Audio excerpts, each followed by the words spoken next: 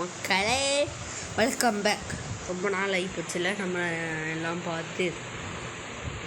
இன்னும் பண்ணுறது ஒரு சீட் கோடும் கிடைக்கல, ஒரு கேமும் கிடைக்க மாட்டேங்குது. இப்போ தான் இந்தியன் பைக் டிரைவிங்கில் 2 சீட் கோடு ஒன்று முக்கியமான விஷயம் கிடச்சிருக்கு.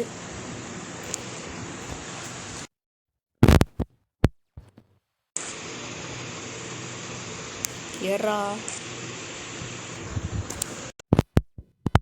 ஓகே, இப்போ எல்லாமே நார்மலாக இருக்குது. முக்கியமான 2 சீக்ரெட் சீட் கூட நான் கண்ணில் விளக்குன்னு விட்டு தேடி உங்களுக்காக கண்டுபிடிச்சிட்டு வந்திருக்கேன். அதுக்காக எனக்கு நீங்கள் ஏதாவது பெருசாக பண்ணால் நல்லாயிருக்கும். உங்களுக்கு நான் பெருசாக பண்ணிட்டு தான் இருக்கேன்.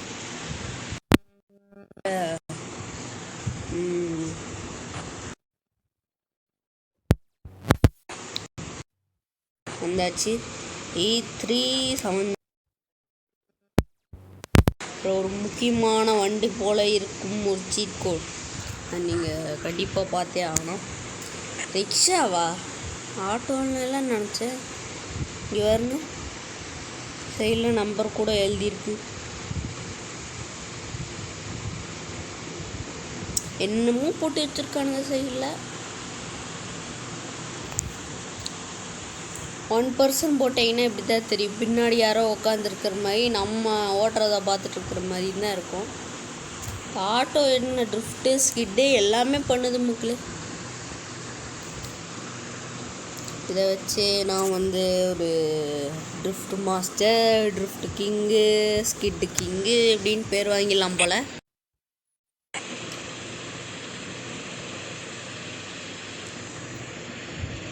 ஆட்டோவோட சவுண்டு கேட்டு முக்கியமான ஸ்ட்ரீட் கோடு. இதுக்கு 5599 தான் நினைக்கிறேன். அப்படியேங்கப்பா, டே எனக்கே தெரியாது. பஸ் மக்களே, பஸ் மக்களே. அப்போ என்னடா அது? ஓ 5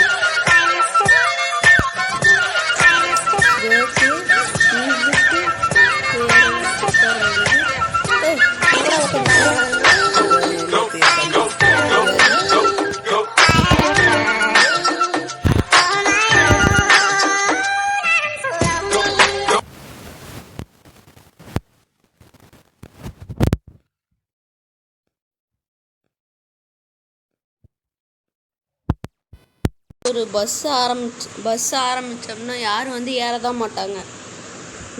நம்ம ஓட்டுறது அப்படியாச்சு. பஸ்ஸுங்கனால ஸ்லோவாக தான் போகும், அருமையாக ஓட்டுவேன் அப்படிங்கிறது தெரியாமல் யாரும் வர மாட்டேங்கிறாங்க. சரி, ஓகே. நான் முக்கியமான ஒரு சீட் கோடை அவங்களுக்கு சொல்கிறதுக்கு தான் அந்த ஜந்து. அது பார்த்தீங்கன்னா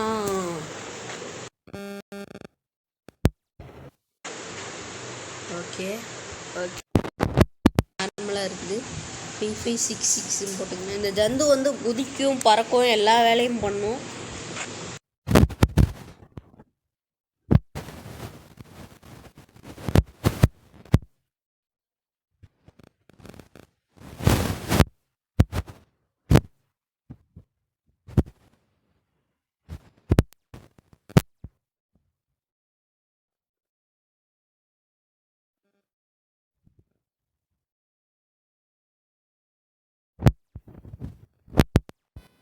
என்னலே அது? இல்லையே.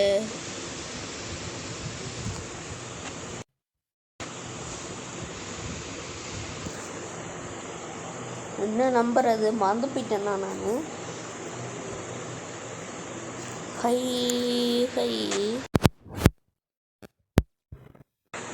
இங்கே வருங்க, தள்ளி விட்ட மாதிரி பஸ் போகுது.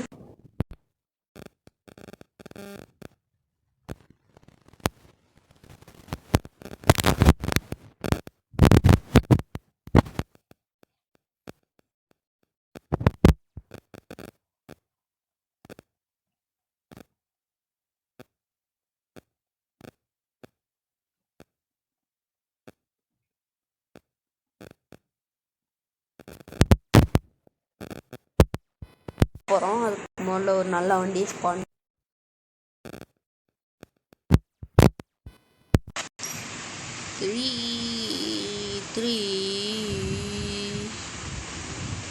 3-3-1 போட்டால் ஏதாவது ஒரு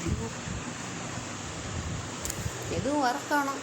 என்ன பண்ணுறது, ரொம்ப நாள் ஆச்சு. சீட் கோடெல்லாம் மறந்து போச்சு.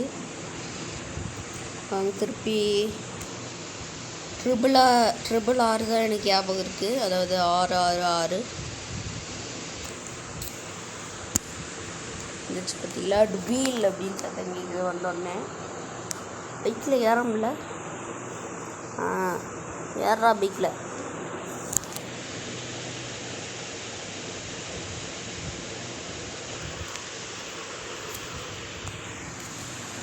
சரி, ஓகே.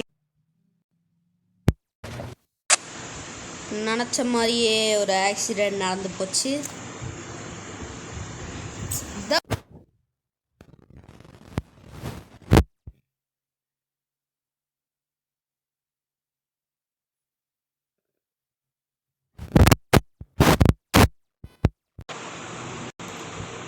மாயமாக வந்து ஸ்பான் ஆகிட்டு நம்ம வந்து ரத்தம் கொட்டுன்னு கொட்டியிருக்கு. எல்லாம் உங்களுக்காக தான் நம்ம மொட்டையை வந்து ரத்தத்தை கொட்டிக்கிட்டு இருக்கான்.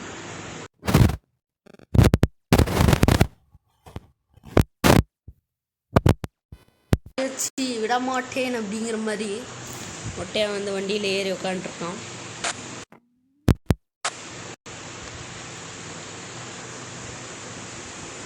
திடீர்னு ஏதோ டெக்னிக்கல் ஃபால்ட் ஆகிடுச்சு போச்சு. ஒன்றும் கன்ஸ்ட்ரக்ஷன் சைட் எங்கே இருக்குன்னே மறந்து போயிட்டுனே. அதுக்கு ஆப்போசிட்டில் வந்து ஒரு பேங்க் மாதிரி இருக்கும். அது உங்களுக்கே தெரியும். போன டைம் தான் என்னோடய ஃப்ரெண்டும் நானும் போய் அங்கே இருக்கிறவங்களெல்லாம் கும்மிட்டு அங்கே இருக்கிறதெல்லாம் ஆட்டை போட்டு வந்துட்டோம். இப்போ வந்து இது கார் ஷோரூமாக ஆயிடுச்சு. ஆனால் இதுக்குள்ளே கார் தான் இல்லை. என்ன பண்ணுறது, இது நான் வந்து இங்கே விற்கிறேன் அப்படின்னு சொல்லிட்டு இதை உள்ளே விட்டுட்டு வந்துடுவாங்க.